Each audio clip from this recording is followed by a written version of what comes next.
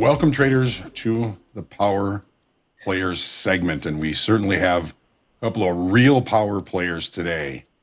We know her, we love her. Anne-Marie Baiynd is the president and CEO of TheTradingBook.com, also the chief market analyst, background in mathematics and neuroscience. Been a futures trader for over 20 years, and she is the author of The Trading Book. I keep it right here on my desk. And now it's perched in the middle, right between us, is Dr. Brett Steenbarger. If you don't know him, you better get to know him. He is Dr. Brett Steenbarger, Ph.D., a professor of psychiatry and behavioral sciences at SUNY, Upstate Medical University in Syracuse, New York. Specializes in short-term research-based approaches to making life changes. We're all working on that all the time, right? A stock market trader since the 70s, Brett began applying these brief therapy methods to market makers and prop traders in Chicago in 2003. I actually know a couple of them that you have worked with, Doctor. Since then, he's worked with a number of hedge funds, banks, all written several books on trading psychology. This one I also keep very close to me on my desk here in enhancing trader performance. Wonderful to have you with us, Doctor. Wonderful, as always, to have you with us, Anne-Marie. How are we feeling today? Thank you very much, John. Well, I'm feeling shitty, let me tell you. Oh, no. Well, yeah, I go on, well, it's not Twitter anymore, it's X, right? So I go on and I see this tweet announcing that I am the godfather of trading psychology. Hey, let's make me feel old, maybe, okay? So, it was funny. It was a while ago. Something was going on in the markets. We had a real plunge. And I just lightly commented that it reminded me of something that had happened in October of 1987. And the young trader looks at me, is like, dude, I wasn't born then. So reminding me of my age. Anyway, it's great to be here. Thank you. I was an ARB clerk in the S&P pit during the crash of 1987. I wasn't even at risk, and it was scary as heck. It was scary as heck. It really was. I'd love to jump right in and ask you the big question of you've been so active for so long.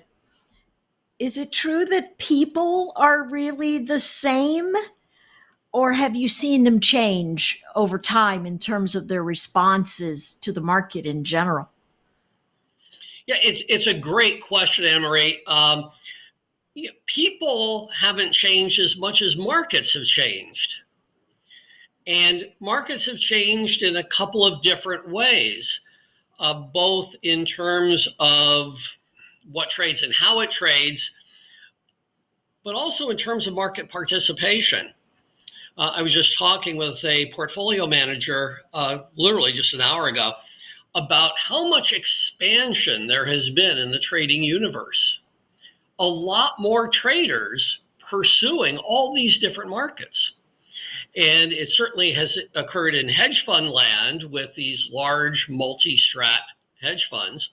And so as a result, you have lots and lots of people who pursue opportunity after opportunity, but they can't really afford to lose money. And so there's chasing into markets and there is scrambling out of markets. And that has changed how markets have moved, and that affects traders. So it's not so much that the traders have changed as the market environments have really changed for them. Do you feel as though that, when COVID happened and everybody was kind of working from home or just staying home, that had a lot to do with bringing a lot more participants that are perhaps a little bit underfunded into the marketplace? Yes, that's a really good point. I did notice that many people stuck at home. What are you going to do? So they start pursuing the day trading markets. That has definitely occurred. And then you get the rise of meme stocks, and you get bull markets, and that attracts participants also.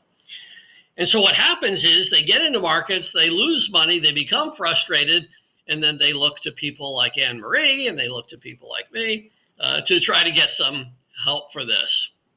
One of the things I mentioned in my tweet was that the format that I would like to follow today is not so much AMA, ask me anything, although you can ask me anything, but AMA, all my answers.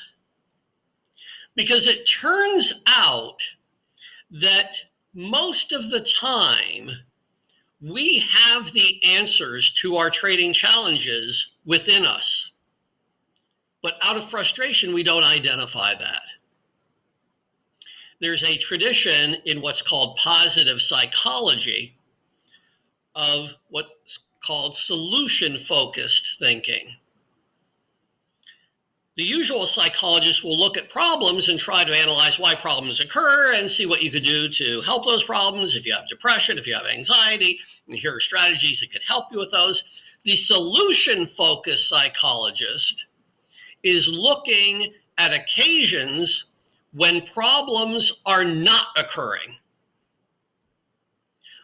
So if you have a trader who is getting overly emotional and they're getting impulsive and they're making bad trading decisions, okay, when does that not happen? When do you find yourself trading with a relatively level head? How are you able to do that? Let's reverse engineer the exceptions to the problem, and then let's do more and more and more of what works. So that's why I say, instead of ask me anything, all my answers, let's figure out what we are doing uniquely when we are profitable, when we are successful, and let's see if we can build a business out of that. Fantastic. You have such a positive mindset, sitting in a space where there's so many times that, we face defeat in terms of working through our particular setups or particular execution or that sort of thing. Where do you find the fuel to fill up that tank of positive mindset to share with so many people? Because in preparing for you, I literally sat and watched so many videos, and the one thing I noticed was always upbeat, always on point, and always solutions focused, right? So where did that come from? It's a good question. It's been a framework I've worked with for quite a while. The idea in markets is that if we are trading responsibly, and that has a lot to do with our risk management, or sizing of positions and so forth, then every loss that we take can be an opportunity to learn. In other words, as a developing trader, I won't always have a positive P&L, but I can always have a positive learning P&L, because the losses are there for a reason. The losses are there to teach me something. However, if I don't manage risk properly, then the losses can traumatize me. And that's a very important concept. We know a lot in psychology about traumatic stress. And so we take losses that are too large. We go through anxiety, we go through frustration, we go through self-blame.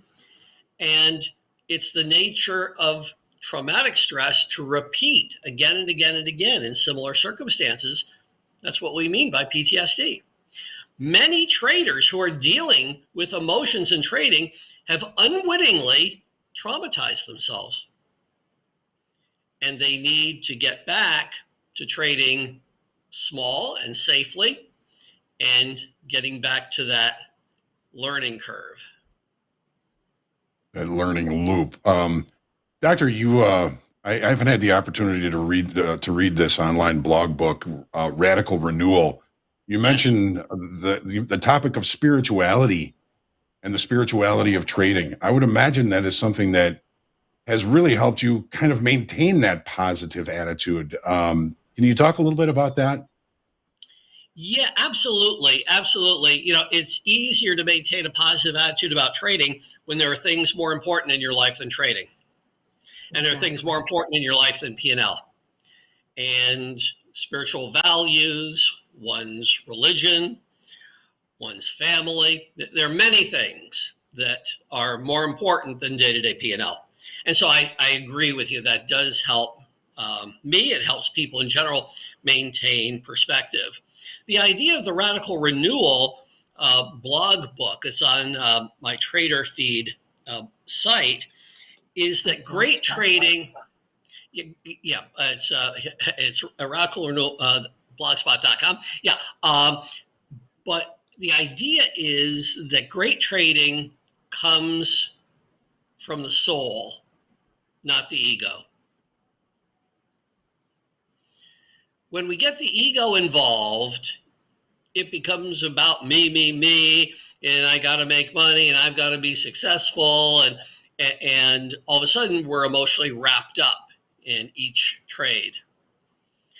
When we can see a bigger picture, when we're able to stand back and see patterns in things and feel those patterns, that's not an ego function. That's part of what I'm calling soul. And so if we can learn to amplify the soul and keep a lid on the ego, that helps maintain a positive attitude, but it also helps us maintain a positive focus in our trading. Your ask my answers. You said we all seem to kind of inherently have the answers to our questions inside of us. Maybe we've read your books. Maybe we've read Anne Marie's books. We've been around trading for a long time, and we've heard these things, over and over. And we should actually kind of know them already, or sense them already. Why is it so difficult to do that? Yeah, I think it's human nature that we tend to look at what most arouses our emotions. We lose money and we get frustrated and we focus on that. So you read the journals. Let's say you have developing traders who are keeping journals, and you read through their journal entries. You can learn a whole lot about people's mindset by reading their journals. And the journals will say things like, I can't believe I was such an effing idiot because I did this and this. And it's voicing their frustrations, which, okay, there can be a place for that. But what they're not doing is really looking at what they've done well. In other words, I was just talking to a trader about this. If you have a relatively flat P&L, then by definition, you can't be losing money on every single trade, right? Something has to be working. You're losing on some and making on others, and it's balancing itself up. So what are you doing on the trades that win? For instance, in my own trading years ago, I took a look at winning trades and losing trades, and I found, lo and behold, the winning trades occurred dominantly at a certain time of day. It was in the morning hours when there's more liquidity in futures markets. Yeah. And so it was because I understood the larger participants of the futures markets. I could see what they do and think the way they think. When they were more active in the market during the morning hours, I was able to factor that into my trading decisions. Once we got toward midday and things were a lot slower and they're not participating, there's not the same kind of activity, choppy action, and my trading doesn't do well. So do more of what works. I really pulled back the midday trading and boosted the morning and started studying what was working in the morning hours. And lo and behold, became more consistently profitable. How do we make that change? We were talking earlier during the stream about how resistant people are to change, even change that they perceive might actually be better for them or improve their situation. Why is it so difficult for people to make those changes that they know or assume are going to benefit them, their trading, their lives, and their families, and their spirit? Yeah, it's almost as if some people feel like changing is admitting defeat. It's admitting that they've done something wrong. Well, yeah, you have done something wrong. I was doing something wrong when I was over trading the midday hours. You know, if you're a developing trader, you are an entrepreneur. Period. That's true. This is your business. Mm-hmm. And you want to think like an entrepreneur, which means fail fast, break things quickly, learn from mistakes. You embrace the mistakes, you embrace what doesn't work, and figure out what does work. And that's part of an entrepreneurial mindset. You're learning, growing, and it's all part of becoming better. Once you can get into that mindset, then all of a sudden the setbacks are not necessarily emotional setbacks. Something to learn from everything we do. I think Absolutely. so. And sometimes we do learn from our mistakes, and sometimes we can really learn from something we've done well, something that has worked out. Yesterday, I was following the stock market with some day traders, and the inflation report, PPI, came out, and boom, you saw buying coming into the market.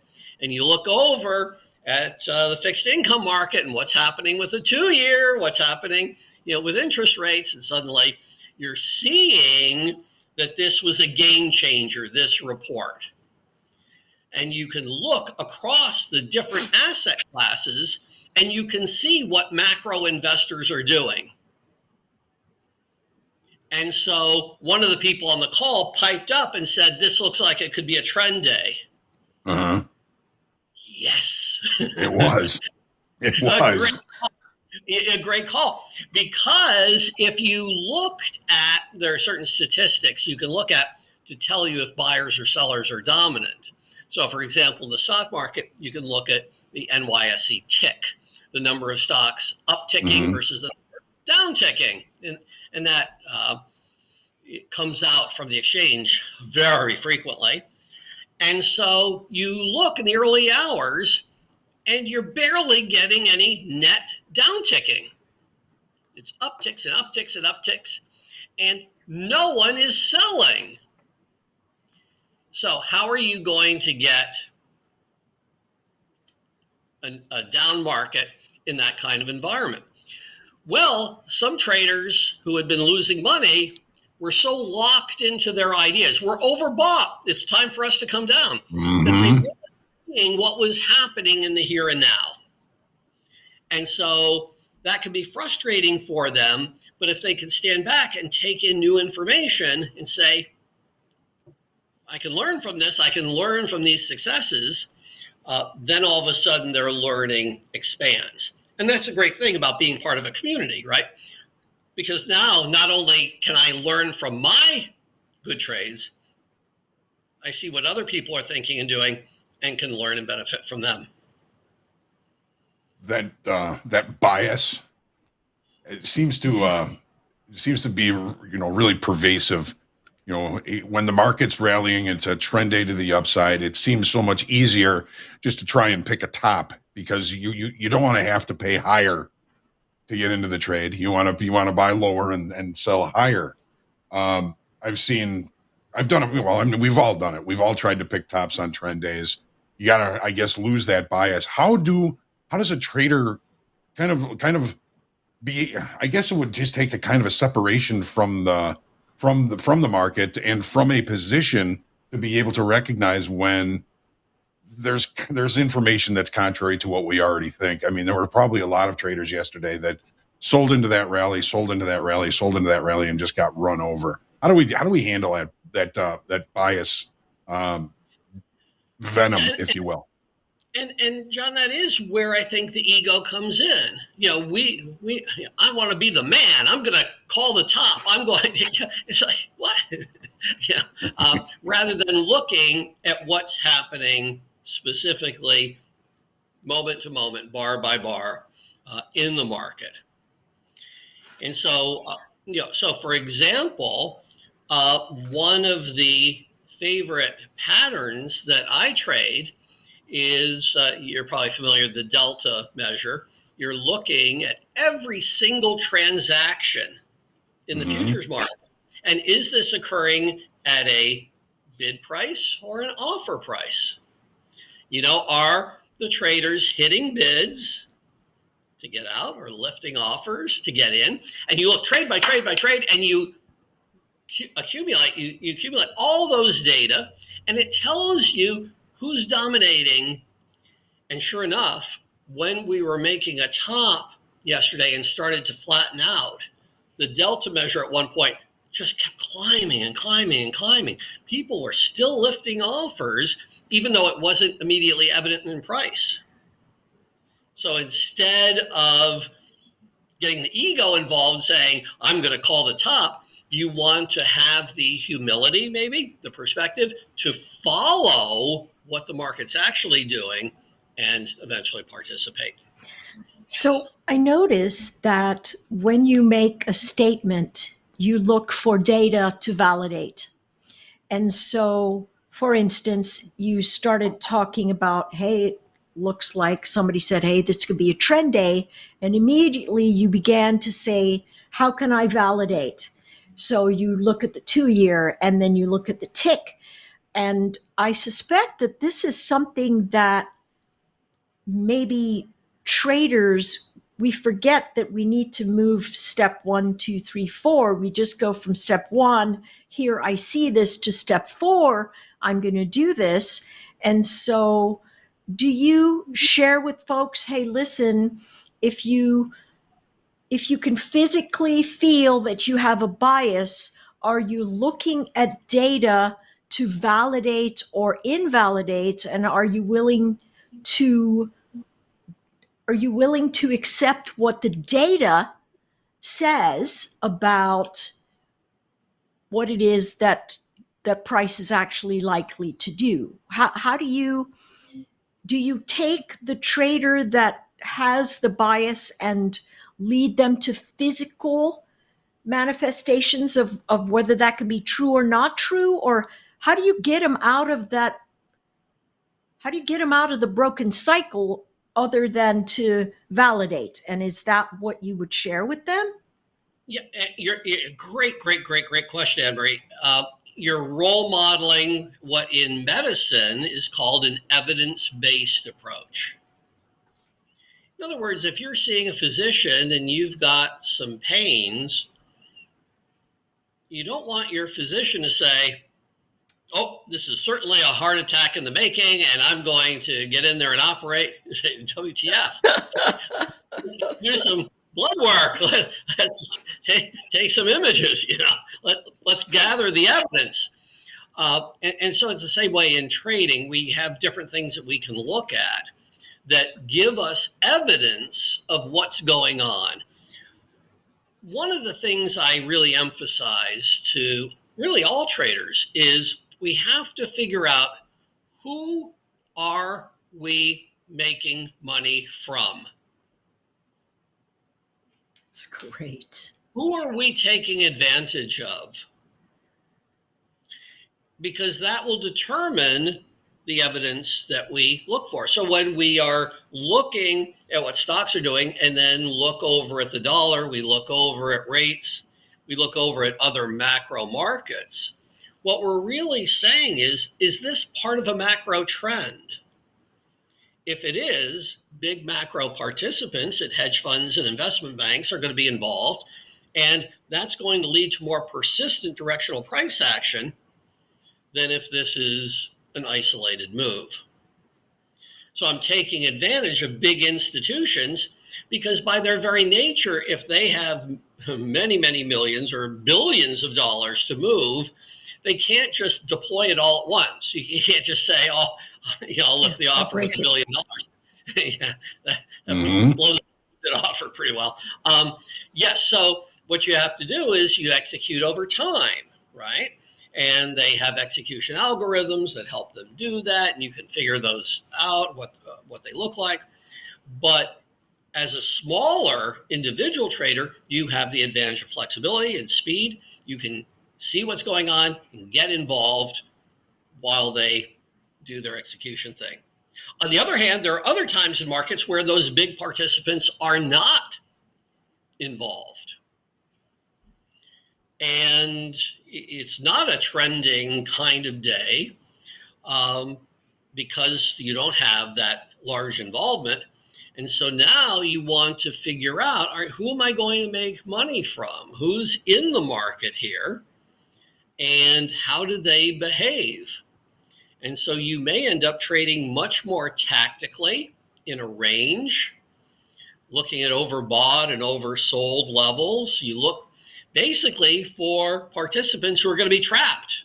They want to go long, long, long, but it's not a trending market. They want to go short, short, short. It's not a trending market. And so you're going to wait for them to be trapped and have to cover their positions, and you can make money on that trade. Do it again, do it again. That's awesome. Yeah, very nice. But I love starting the day saying to myself, I have no effing clue what the market's going to do. But that's another way of saying I have an open mind. Now, I may have done some research that would lead me to believe we had hit some oversold levels, that the breadth of buying in the overall stock market has been quite healthy. The vast majority of stocks trading above their short-term moving averages. So I may have a general sense for that, but I enter the day saying, let the market tell me. You know what it's like? It's like being a psychologist. Like, I mean, so let's say I'm a psychologist and someone comes and sees me and I think I know in advance what their problem is and I start telling them what to do. What the heck? That's a great analogy. Yeah, that's a great analogy. First thing I have to do as a psychologist is listen to people. And if I listen well enough, I'll figure out what's going on. And if I listen to the market well enough, I'll figure out what's going on.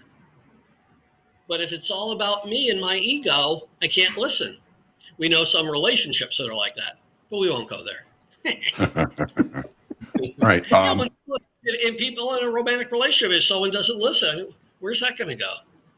Yeah, right. Sure. So I've got one last thing I want to ask you. What do you think of the statement, we don't get any smarter once we're in the trade? Oh, that's really interesting. I understand a context in which that makes sense, and I understand a context in which that's not exactly true. So when we're in the trade, we tend to own it, and we can become more tunnel visioned. So I definitely get that piece of wisdom. But when we're in the trade, we can see, and actually we can feel, when is it behaving in ways that we did not expect?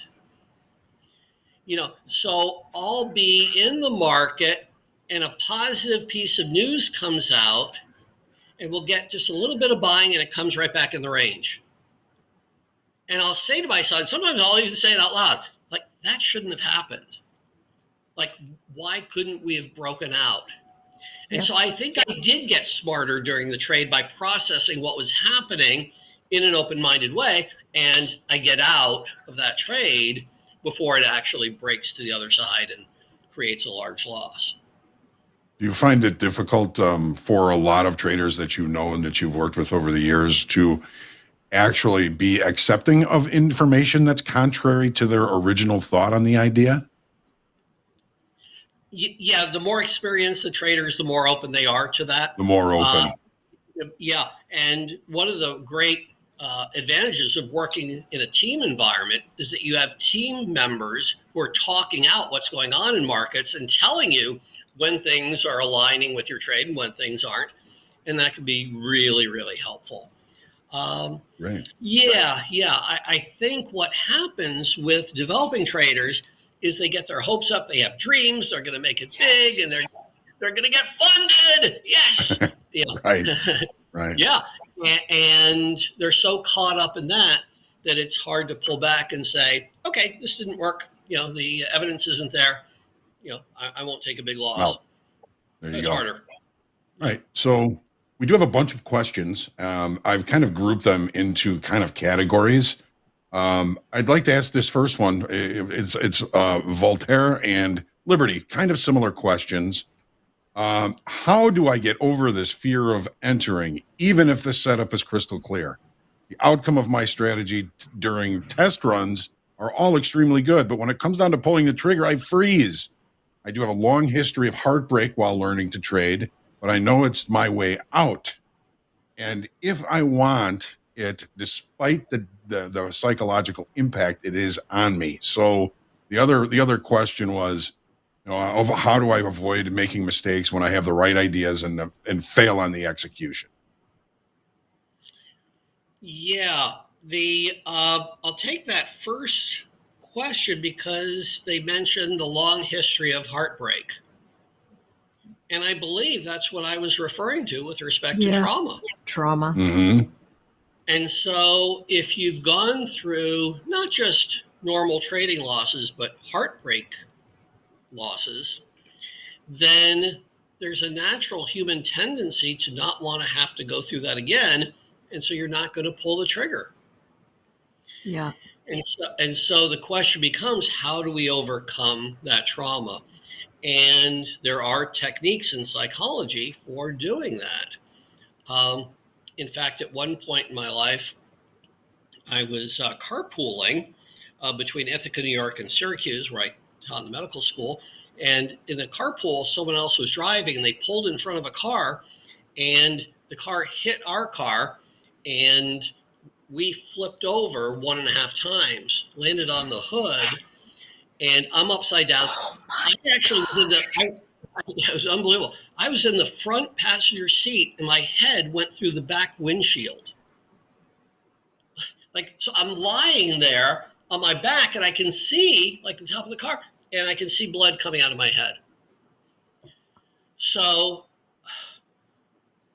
fortunately, the ambulance got there, medics got there quickly. Unbelievably, I didn't have any broken bones, just big lacerations. They got me to a hospital, stitched me up. I ended up looking like Frankenstein for a while, but I survived, obviously. Well, so they send me home from the hospital, and I get in the car to drive, and what happens? Total panic attack. Oh. Just sitting in the car. I'm not even moving. I'm in my driveway. Total attack. That's PTSD, because at some level, I'm afraid what happened before is going to happen again. So we have to create a safe environment. That's what therapy for trauma is all about. And so I had to do a lot of visualizations about getting in the car, turning on the car, driving the car. I had to practice driving up and down in my driveway. I had to practice driving on roads with no traffic and do it again until I rebuilt the sense of safety. That's what we have to do in trading.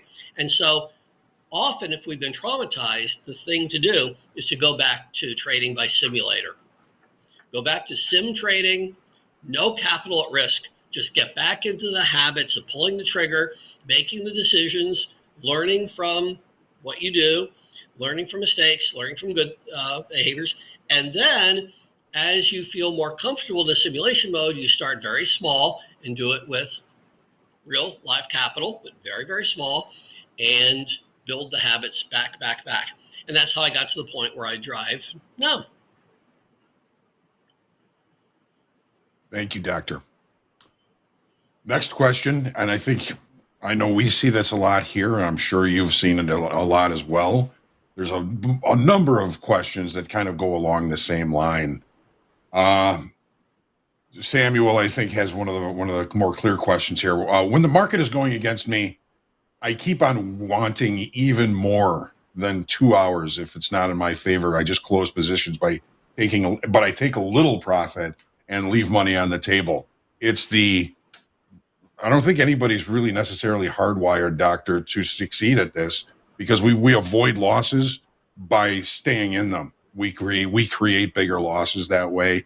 And the other side of that coin is, once we see money in that, it's very tempting to take it, especially after some losses.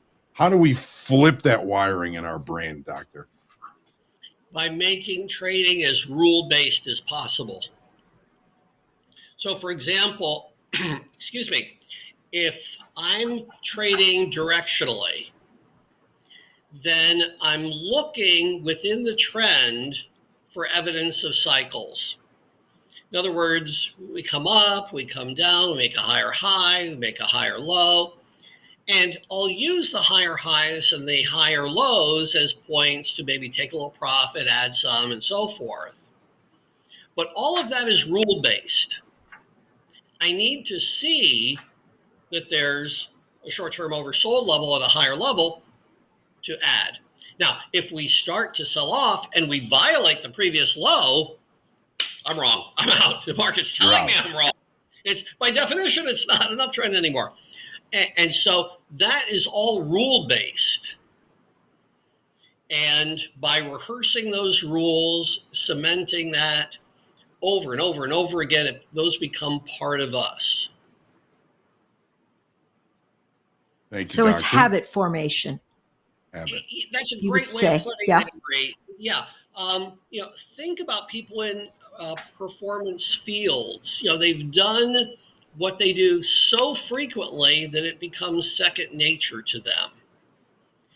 If I have to be, if I'm a baseball player, I'm a hitter, and I have to think about, what's the next pitch going to be? And maybe it'll be a curveball, and this is what I would do. Well, by the time I'm done thinking about it, the pitch is already coming past me. You have to do that pattern recognition in real time. And so, yes, we develop the right habits by making everything as rule-based as possible. In other words, know where you're wrong at the beginning and stick to it. Don't move your stops. Don't kind of, yeah. And at least in my trading, I'm trading against levels. And, if a certain level has absorbed the selling, and then we get buying, well, we shouldn't go back to that level, or certainly not through that level that previously absorbed the selling. By definition, that's new market participation. Demand, sure. Yeah. So, by having reference points and rules about those, it makes it easier to make decisions in the spur of the moment. Okay. In one of your answers before, you mentioned, if you have trauma based on trading, go back to the simulator, get back into the rhythm of things, get past your fear of taking risks on the simulator. There's a lot of questions here about, if I backtest, if I trade on sim, I seem to do really well. But when there's actual skin in the game, whether it's in a trading combine or being successful in a trading combine, moving to the XFA, how everything seems to fall apart. It seems a lot more difficult the further you get into actual having that skin in the game or risk. Somebody was here saying, I trade okay in the combine, but when I get into the XFA, I just seem not to be able to do as well. I may be getting too conservative and lack the confidence to trade. I'm sure that, this is something that you've seen, especially with newer traders, and maybe even some, more seasoned traders that have had some serious losses, just trying to get back into, understanding that there's risk and that there's skin in the game, and being able to operate as if there isn't skin in the game. What would you say to somebody in that situation? Yeah, and again, a good question.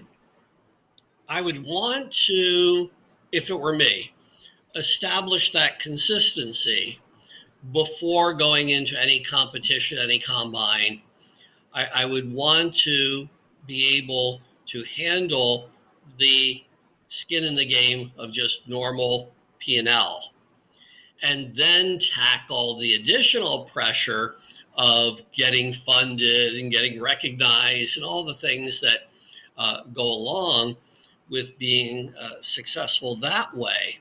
What's happening is that we can put something on a pedestal, so to speak. It becomes so important to us that we wrap our self-esteem into it. That's why I was emphasizing earlier having things in your life that are more important to you than trading and P&L. If I lose money in trading, it's no fun, but I have a wife of 40 years. I have 5 children, 7 grandchildren, 4 rescue cats, and a career as a psychologist that's been very fulfilling. And so you want to have a full life outside of trading. If trading is everything to you, and sometimes you even hear developing traders say that, this is my passion, this means everything to me. Mm-hmm. It's a real vulnerable place to be psychologically. It'd be like having a financial portfolio where everything you own is in Bitcoin. Okay, great. Well, Bitcoin does really well. You do really well. Bitcoin gets volatile, and all of a sudden you're up, down, and your whole life depends on things you can't control. So by having a balanced life, I think it makes it easier to weather those kind of psychological pressures. But first, going on the simulator, then going small outside of the competition and getting used to making money, losing money, and making your trading rule-based, and then tackling the competition. That makes a lot more sense to me. Thank you, Doctor. Question from Yaz. What are the best exercises for concentrating on the markets, and how frequently do we need breaks for optimal performance? Yeah, there's research in psychology about this, that they would say attention is like a muscle, that we use it, but it has its limits and it can become fatigued. There are exercises, and some are variations of meditation, some are variations of self-hypnosis, where we can train ourselves to sustain concentration for longer and longer periods of time. There are biofeedback devices that I've written about, where they give us immediate feedback about our body, including our brain waves. And we can do exercises, and there are little video games that you can play that are these exercises that make you sustain your concentration for longer and longer and longer periods of time. So that is something we can do to train ourselves and help us become less distracted. But no one has unlimited attention span. And so taking breaks, refreshing, I've always seen top traders doing that during the course of the day. They'll get off the desk, they'll talk with people, they'll go have something to eat or drink, but they'll refresh themselves. At a couple of the hedge funds where I work, there are gyms in the building where they work. And they're very much encouraged to get off the desk, go to the gym, work out, refresh, come back on the desk. Very, very common. Awesome. I used to go to the World Gym across the street from the Mercantile Exchange when it was on Wacker to do just that. Right. This is from a question from Kay, and I've been Kay. Late 80s, early 90s. I'm just going to read the question. I have gotten angry, cried, wanted to quit a million times, medicated, and done everything to succeed for the past 6 years. Sure, there's always something I can get better at, but Coach, when is enough enough? How much pain should you endure to become a great trader, respectfully, and thank you? That's a wonderful, wonderful question. Not everyone is going to agree with me about this, but I think we have to have a stop on our trading career, just like we have stops in our trades. We know from the research that performance is a function of three things: talents, that's what we're born with, our capabilities; skills, that's what we're taught by mentors that we rehearse; and the third is mindset, psychology. And that includes cognitive mindset as well as our emotional perspective. If we don't have the right combination of talents and skills and mindset, we're not going to be distinctively successful in any performance activity. I've written about this. There was a time where I took up trading full time, and I made some money. I hated it. Absolutely hated it. I remember. Because my greatest talent and what gives me my greatest fulfillment is being a part of people's lives. It's a social strength. And that was just not fulfilled sitting in my apartment and clicking away with the mouse. And so I've kept on trading. It's been in a more part-time context and directed myself to something that I feel I do better, but something that speaks more to who I am in terms of talents and skills and certainly mindset.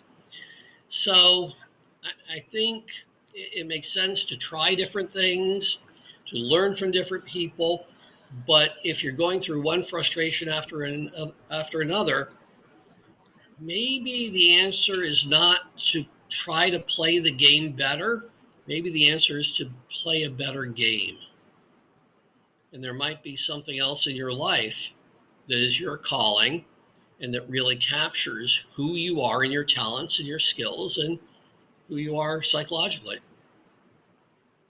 Wonderful answer, Doctor. I know that For I'm sure. pretty sure that everybody that trades at some point has really questioned the fact if they should continue. And there was really a great way to kind of frame that. Nobody can tell you when it's time to hang it up or if it's time to hang it up. It's something you just have to recognize in yourself, and then go find the other things that speak to you.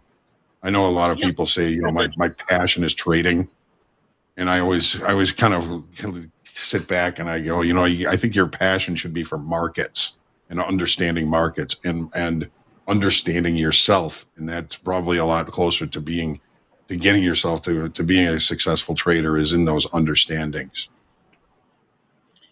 Absolutely. The idea is to live a fulfilled life.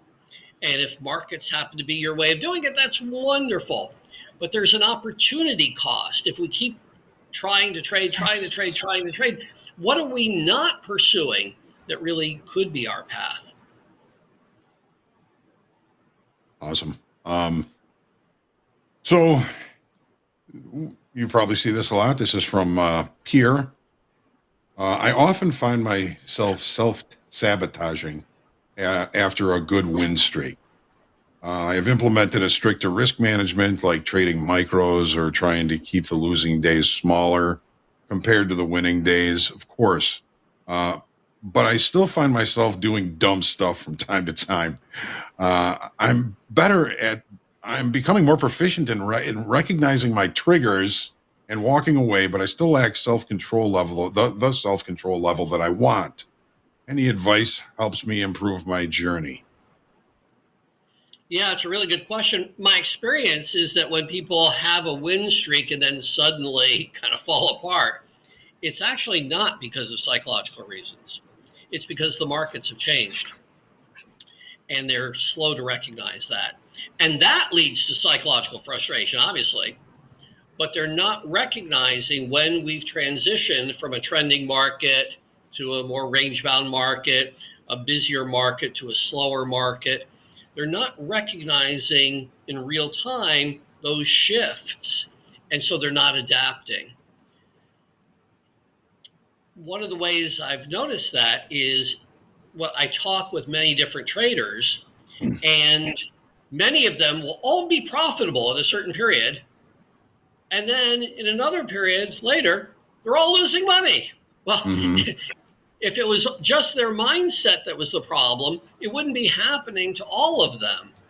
It's because of something that's really shifted in the market. So I would encourage the person submitting the question to really get micro, really focus on how are we trading, look at patterns of volume, look at correlations among markets, look at price levels, and be hyper aware of when the environment's changing so that we can more quickly pull back and figure out what this new change is about and adapt to that. Thank you, Doctor. People talk about having an edge in markets. Yeah. Okay. I mean, that's crazy, right? If there was one edge for all markets, I mean, then you'd have, the game would be over, right? Right. You want to have multiple edges for different kinds of markets. And you want to, the teams I work with, the quant teams, do they just have one or two systems that make money in all markets? No, Mm-mm. I don't think so. They have many, many, many different systems that turn on and off depending on market conditions. And that's what you want as a discretionary trader. You want to have many different edges for different kinds of markets, and you want some kind, and the ultimate edge, some kind of edge that tells you when the environment is really changing. I mean, back in the pit, the edge was buying the bid or selling the offer. There you go. We don't get that edge anymore. There's a much longer term look to that. I mean, if there is an edge like that, it's probably the HFTs or algos that are getting it. Mm-hmm. That's their edge, right? So, I think we got time for one more question, Doctor. Sounds good. Okay. Avi's been struggling with a combination of tilt and revenge and FOMO, and sometimes doesn't recognize the difference between the issues when trying to reflect on trade outcomes. An example would be hitting risk limit early in the session and continuing to trade, or not accepting a loss by stopping and re-entering multiple times, fighting the momentum or the tape on the wrong side of the market.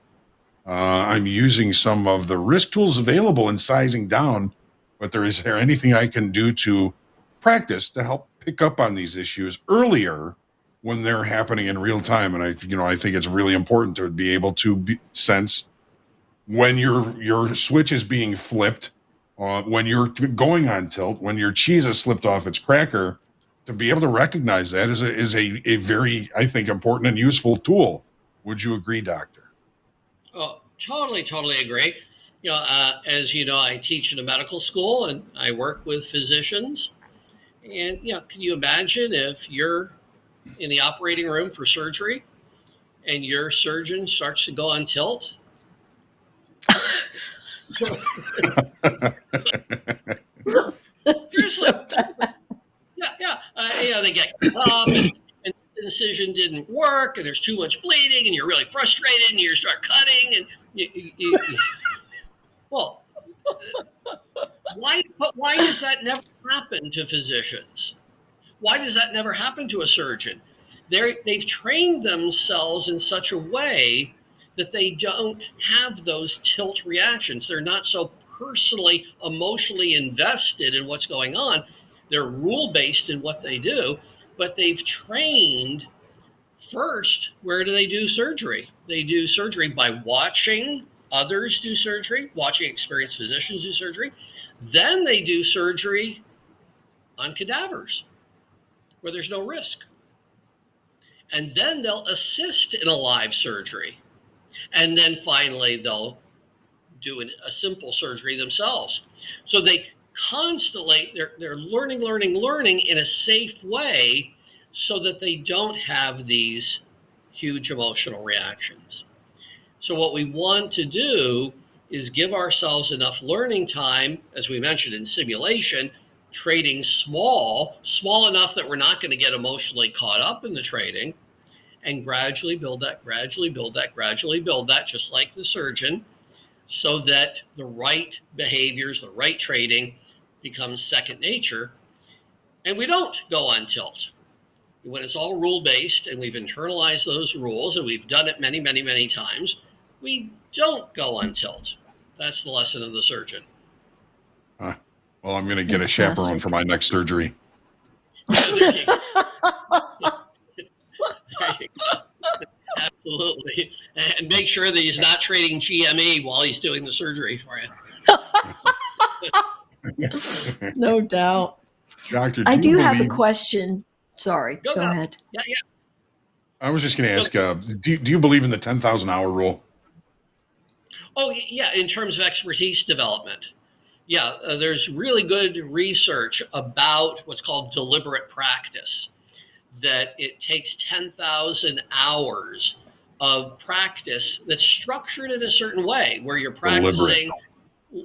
Deliberate practice. You're learning from it, applying it to the next practice session. So you're always taking away learning lessons, but it takes 10,000 hours to achieve expertise. And I think many times developing traders are so eager to succeed that they want to short circuit the 10,000 hours or even the 1,000 hours, and they end up trading prematurely, putting money at risk prematurely, and they're not ready for that emotionally. They're not ready for that in their skill development. Thank you, Doctor. Anne Marie, you were gonna ask a question. I apologize. I was, and it's directly related to that. Okay. In terms of, we know what's supposed to happen. We know we need the time. We know we need the deliberate practice. What I find very often is that traders lack self-control or a self-governing event that says, you don't have anybody over your shoulder, but you don't need to enter that trade right now. But you go ahead and do it because impulse control is driving so much of their engagement with the market. So I think impulse control is really on the long list of things that we talked about here. Impulse control is potentially a real problem. And we know we need to create good habits. We know we need to have deliberate practice. What's the one thing you could say to someone that helps them look in the mirror and go, hey, I've got an issue with impulse control. I need to be more measured in my approach to the market. What could you call on the inside of them to be able to go, yeah, that's true, I need to retool and refocus? Yeah, it's a great issue. I'm not sure just refocusing is going to be enough. There are people who have chronic problems with impulse control. They have attention deficits or attention deficits with hyperactivity.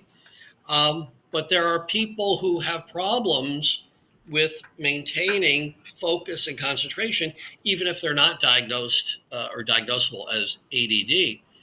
And that's why I mentioned earlier about the biofeedback, because we can train ourselves in focus and concentration, because if we're totally focused, we're not going to suddenly act on impulse. And the biofeedback keeps us acting in a measured way without impulse. So for example, I'll give you an example of a biofeedback device I use. It goes around the head. It's a little band. It's called Muse, M-U-S-E, and it measures brain waves. Yeah, it measured brain waves. And so there's a little video game you can play where you're in a rainforest and you can hear and see the rain falling. And if you are focused and concentrating, the rain starts to decrease. if you're scattered in your thinking, the rain starts to pour. If you're in the zone and super focused, not only does the rain stop, but you hear the birds chirping. And That's it counts awesome. for you. It counts for you how much rain has fallen, how many bird chirps you get. Hmm. And so you're using that as a tool for training yourself to stay focused, stay in the zone, stay focused, stay in the zone. Because if you're in that zone, can sustain that zone, then you're not going to act on impulse. You're not going to want to take that trade. So there are ways of practicing that skill. Some people have significant problems with attention span, and short-term trading might not be for them. Well, thank you very much, Doctor. Thank you very much, Anne-Marie. We're a little short on time here, Doctor. We can't thank you enough. We'll look so forward to the next time we get to have you on. Hopefully you'll come back and visit us again. You were a joy. I look forward to that. You guys are great, and I look forward to staying in touch. Wonderful. Thank you All so right, much. folks. Yes, thanks, Anne-Marie. Thank you, Doctor. Thanks all of you for Thank you, John. hanging out with us. We've got the top quiz coming up here very shortly, and we'll see you in just a couple of minutes. Thank you again, both of you. What a wonderful segment.